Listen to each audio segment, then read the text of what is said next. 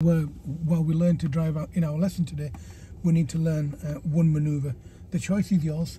To me, it makes no difference. You have to learn all the maneuvers before you're ready for a driving test. So like you drive around like your mum sort of thing. That's what we aim for. So for me, it makes no difference whatsoever.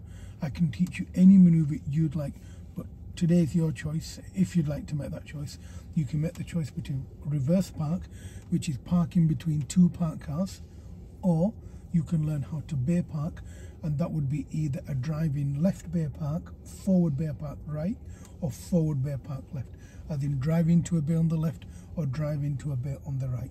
It's a choice that I'd like to give you today. So what would you like to do in your lesson before the lesson finishes? So reverse park, or driving left bay park, or driving right bay park. Left bay park. Yep, okay, that's fine. So before this lesson finishes, reasonably, you should be reasonably able to manage that reasonably on your own. You like the word I use, reasonably, because even now I'm not perfect at bay parking myself. I mean, it is what it is, you know. Sometimes you'll find that you're not, going to be perfect straight away. It takes a bit of time. But what we want to do is, before we come home today, we want to learn how to do a forward left bay park. Yeah, does that make sense? Yeah. Okay, so I've explained to you this morning. Bless you. Well, this afternoon, morning, whatever you're going to call it. I've explained to you that my cornering light, it's not working effectively when the bulbs are blown.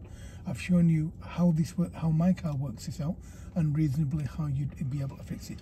So this is basic motor mechanics that we're learning in our. I'm assuming that was your phone. Yes. Oh, that's quite loud. That's not bad, that, actually. I know it wasn't my car, because my car wouldn't make that pleasant noise. So now that we know, like, little things like these we need to learn, and the reason why we need to learn these, Michael, is because we need to understand basic car maintenance. Okay, so now that we understand basic car maintenance, so each one of your lessons, if something crops up in my car, as long as it's not serious, I'll show you how we will fix it. As in, I'll verbally explain. I'm not going to get out of the car and spend an hour fixing it with you. However, we will learn basic maintenance in the car while we learn to drive. So you're able to reasonably, perhaps with mum and dad's help, but independently be able to kind of think, look, there's something wrong with my car, I shouldn't be driving it till sort of today. So if it's an amber light, it's telling you that drive it with caution, but it needs your attention. If it's a red light, it means do not proceed any further, the car must be fixed immediately. Very important that you realise that. If it's a green light, it's just telling you what's working in the car, what isn't working in the car.